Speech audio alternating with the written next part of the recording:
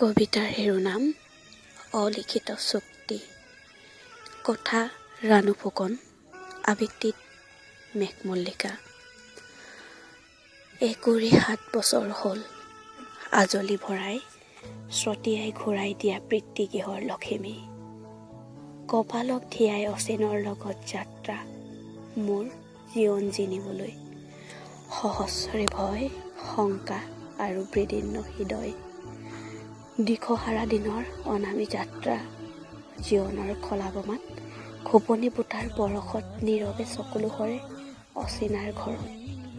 আই অ, বুকুৰ কোণত জাগে সকলো ঘূৰাই দিওঁ। লখিমীয়ে কিয় খোলাধাৰী প্ৰাণীৰ দৰে খোলাহে ইয়াত। সুকোমল হৃদয় যে আই তোৰেই কোলাত।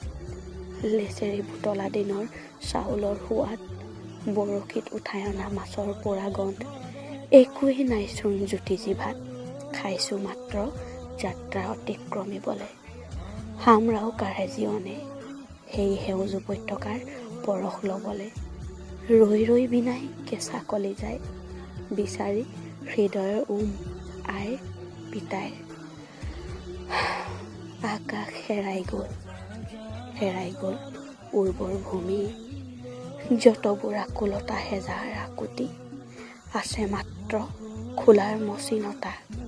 নাই সেই সুন্দৰ ৰাগিনী, চুক্তিত যে স্বাক্ষৰ মোৰ আমৰণ পৰ্যন্ত। আছে পুত্ৰ কন্যা আৰু জীৱন লগৰী, তথাপিও নাই অমৃত ৰাগিনী।